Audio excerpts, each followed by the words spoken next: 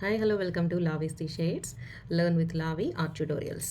So இதில் நம்ம வந்து ரீசெண்டாக நம்ம வந்து லேர்ன் பண்ணது என்னன்னாக்கா ஹியூமன் ஃபிகர் பார்த்துட்டு இருந்தோம். அந்த ஹியூமன் ஃபிகர்லேயே இப்போ வந்து நான் என்ன சொல்கிறேன், க்ளோஸ்அப் ஷார்ட்ஸ் கொஞ்சம் ஹியூமன் ஃபிகர்லேயே ஹியூமன் ஸ்டடிலேயே நம்ம வந்து எல்லாமே வந்து இந்த ஷார்ட்ஸ் தான் பார்த்துட்டு இருந்தோம். எப்படின்னாக்கா குவிக் ஸ்கெட்ச் அப்படி தான் பார்த்துட்டு இருந்தோம். இந்த வாட்டி வந்து குவிக் ஸ்கெட்ச் கிடையாது.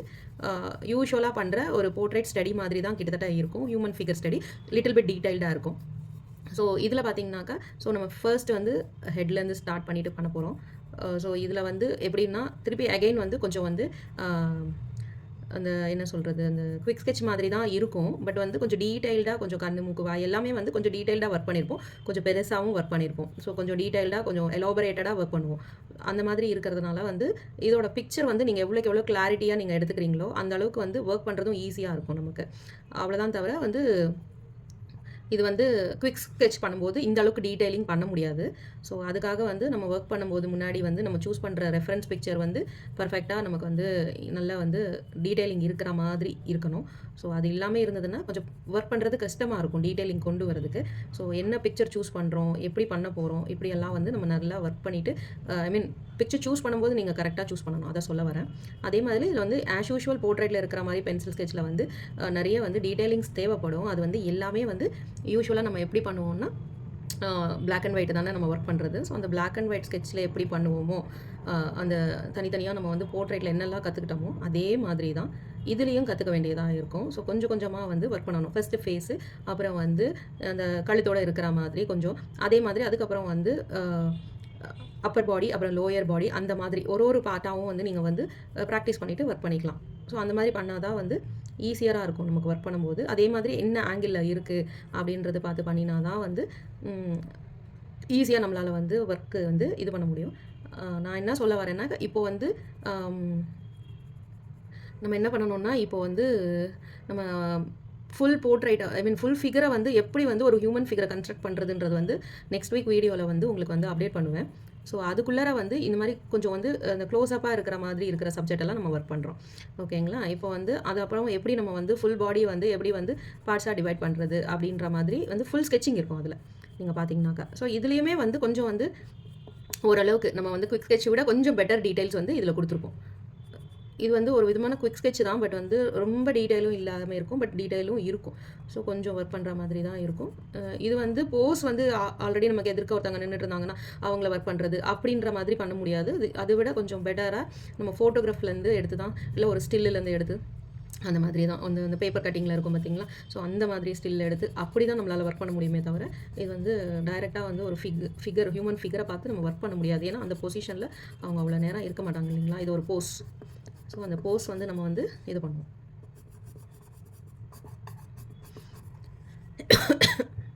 இதில் அகைன் அதே தான், என்ன டீட்டெயில் பண்ணுறோம், என்ன கம்போசிஷனில் வந்து எப்படி பண்ணணும் அப்படின்றது நம்ம வந்து ஒர்க் பண்ணும்போது வரும். பட் நான் வந்து அந்த ஃபுல் ஃபிகர் ஸ்கெட்சிங்கில் சொல்லி கொடுக்கும்போது தான் அது வரும். ஸோ ஒரு 1 வீக்காக நான் வந்து போஸ்ட் போடாதனால இப்போ வந்து ஒரு திருப்பி வந்து ஒரு இதுக்காக நான் வந்து இந்த போஸ்ட் வந்து ஒர்க் பண்ணி போடுறேன். ஸோ பட் நெக்ஸ்ட் வீக்லேருந்து தான் வந்து ஃபுல் ஃப்ளெட்ஜாக வந்து டியூட்டோரியல் வீடியோ வந்து வரும். ஸோ இப்போதைக்கு வந்து ஜஸ்ட் வந்து ஒரு இன்ட்ரோ, ஒரு கேப் வந்து வந்ததுனால ஒரு இன்ட்ரோ அகைன் வந்து ஒரு ஸ்கெட்ச் வந்து காமிக்கிறேன், வேறு ஒன்றும் இல்லை.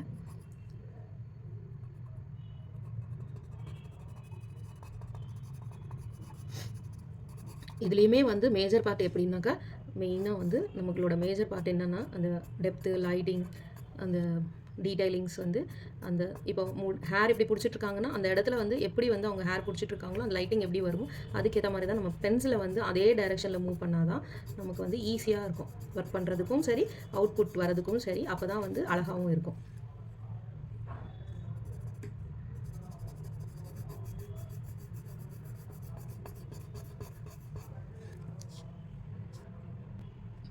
ஸோ நான் ஃபேஸ்லேருந்து ஸ்டார்ட் பண்ணிவிட்டு அப்படியே ஒர்க் பண்ணுறேன்.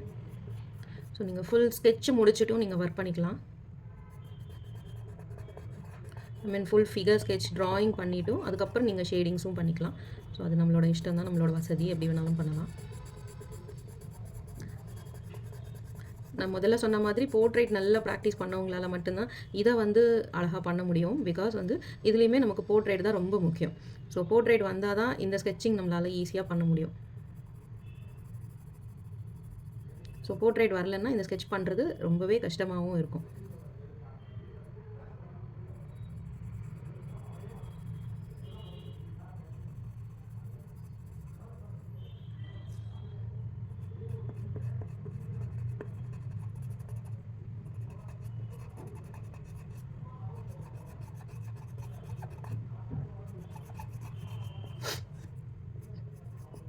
அகெயின் அந்த திக் அண்ட் தின் லைன்ஸ் அந்த மாதிரி தான் யூஸ் பண்ணுற மாதிரி தான் இருக்கும்.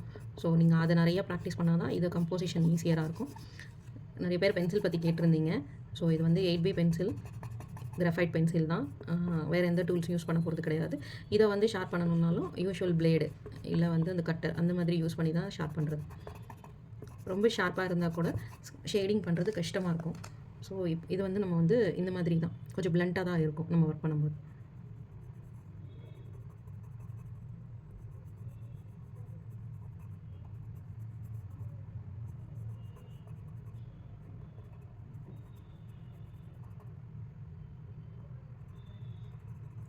ஸோ நான் ஏற்கனவே சொன்ன மாதிரி அந்த குவிக் ஸ்கெட்சில் மாதிரி வந்து இது பண்ண முடியாது.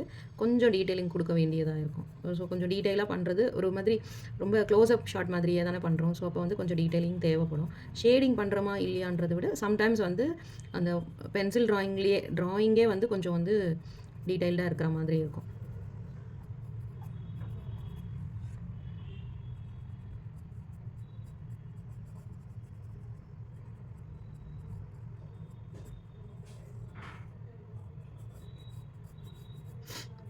இது ஹியூமன் அனாட்டமிக்கு ரொம்ப ரொம்ப முக்கியமான விஷயந்தான். ஸோ அதனால் வந்து கை கால் நம்ம ஏற்கனவே நான் சொல்லி கொடுத்துருக்கேன். ஸோ அது மாதிரியே நீங்கள் ப்ராக்டிஸ் பண்ணிங்கன்னா தான் சின்னதாக பண்ணும்போது ஈஸியராக இருக்கும்.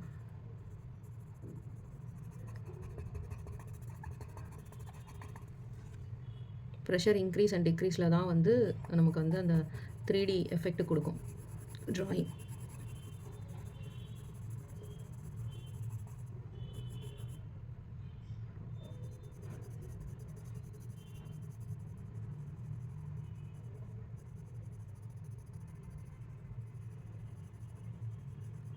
ஸோ நான் ஏற்கனவே சொன்ன மாதிரி போர்ட்ரேட்டில் நம்ம இதெல்லாம் டீட்டெயிலாக ஒர்க் பண்ணியிருந்தால் தான் அந்த குட்டி சப்ஜெக்ட்டில் பண்ணும்போது நம்மளால் எப்படி பண்ணணும் அப்படின்றது நமக்கு ஈஸியாக புரியும். ஸோ அதனால் வந்து நீங்கள் வந்து தனியாக போர்ட்ரேட்டில் இது ஒர்க் பண்ணியிருந்துருக்கணும். அதுக்கப்புறம் தான் நீங்கள் வந்து இதில் ஒர்க் பண்ணிங்கன்னா உங்களுக்கு ஈஸியாக புரியும். அதர்வைஸ் வந்து டைரெக்டாக இதில் ஒர்க் பண்ணும்போது கொஞ்சம் டஃப்பாக தான் தெரியும். ஸோ என்ன லைன் எப்படி கொண்டு வருது, அது எப்படி இருக்கும் அப்படின்றது வந்து ஐடென்டிஃபை பண்ணால் ரொம்பவே கஷ்டமாக இருக்கும். ஸோ அதனால் ஃபஸ்ட்டு வந்து போர்ட்ரேட்டில் நல்லா ப்ராக்டிஸ் பண்ணிவிடுங்க. அதுக்கு அடுத்து வந்து ஃபுல் ஃபிகர் குட்டி ட்ராயிங்கில் நீங்கள் ஒர்க் பண்ணும்போது கொஞ்சம் ஈஸியாக இருக்கும் ஃபுல் ஃபிகரில். ஏன்னா என்ன தான் இருந்தாலும் ஒரு ஹியூமன் ஃபிகர் சைஸ்க்கு நம்ம வந்து பிகினர்ஸ் வந்து ஒர்க் பண்ண போகிறது கிடையாது. ஸோ எக்ஸாக்டாக ஃபிகர் சைஸ்க்கு நம்ம ஹியூமனோட பாடி சைஸ்க்கு நம்ம ஒர்க் பண்ண போகிறது இல்லைங்களா? ஸோ அப்போ வந்து நமக்கு அது டஃப்பாக தான் தெரியும். ஏன்னா நிறைய டீட்டெயில்ஸு சின்ன இதில் காமிக்கும் போது நமக்கு வந்து கஷ்டமாக தான் இருக்கும். ஸோ அது வந்து முன்னாடியே நம்ம பெரிய பேப்பரில் பெரிய இதில் வந்து அந்த ஸ்மால் திங்ஸ் நம்ம வந்து ப்ராக்டிஸ் பண்ணி வச்சுக்கிட்டோம்னாக்கா இதை பண்ணுறது ஈஸியாக இருக்கும்.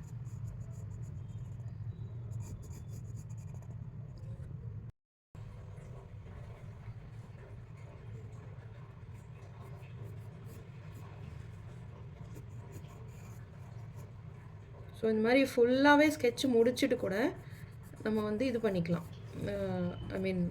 ஷேடிங் பண்ணிக்கலாம், இல்லை ஷேடிங் பண்ணாமல் விட்டுடலாம். ஸோ அது வந்து நம்ம இஷ்டம். பட் வந்து நிறைய வந்து தனித்தனியாகவே நம்ம ஏற்கனவே சொல்லி கொடுத்துருக்கோம் இல்லைங்களா?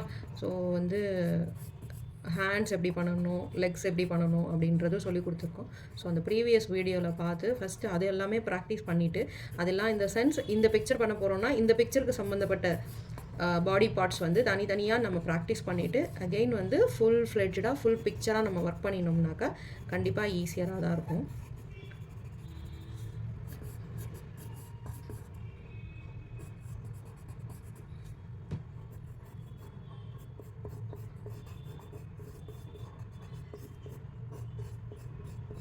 எல்லாத்துக்குமே வந்து நமக்கு அந்த திக் அண்ட் தின் லைன்ஸ் வந்து ரொம்ப ரொம்ப முக்கியம்.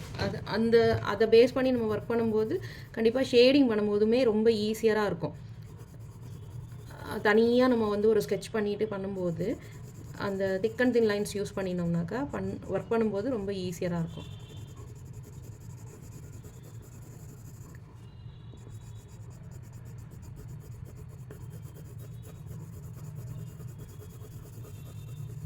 ஸோ சிம்பிள் ஷேடிங் தான், ரொம்ப டீட்டெயிலாக ரொம்ப ஹைப்பர் ரியலிஸ்டிக்காக இருக்கிற மாதிரியெல்லாம் இருக்காது ஷேடிங்.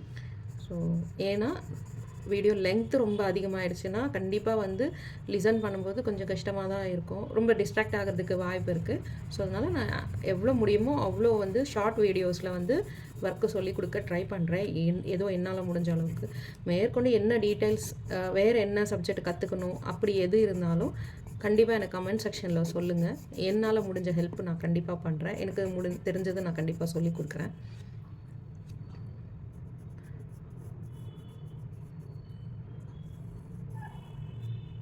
ஸோ இது பேக்கில் இருக்கிற ஹேண்டோட டீட்டெயிலிங் இது.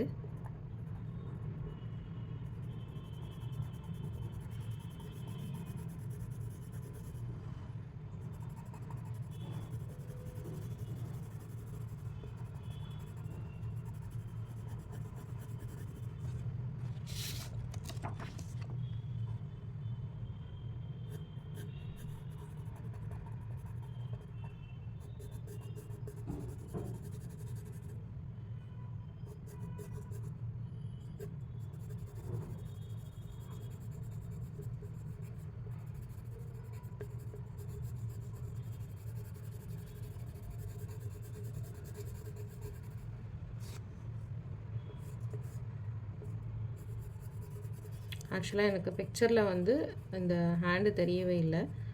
ஸோ நம்ம ஏற்கனவே அனாட்டமி படிச்சிருக்கிறதுனால ஸோ இது இப்படி தான் இருக்கும் அப்படின்ற ஒரு கெஸ்ஸிங்கில் ஒர்க் பண்ணுறது தான்.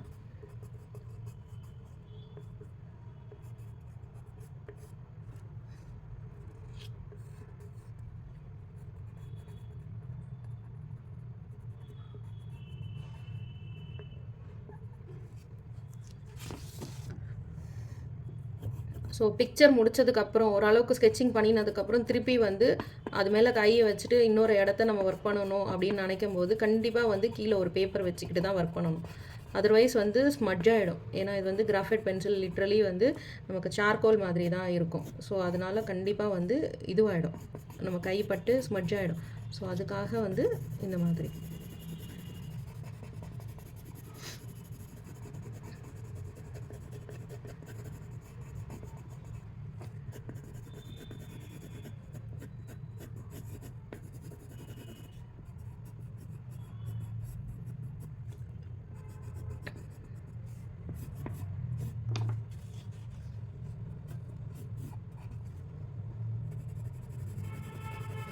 இன்றைக்கே வந்து நம்ம வந்து ஹியூமன் ஃபிகரில் ஃபீமேல் ஒர்க்கு பார்க்குறோம் இல்லைங்களா. நாளைக்கு வந்து மேல் ஃபிகர் வந்து ஒர்க் பண்ணுறது எப்படின்னு பார்ப்போம்.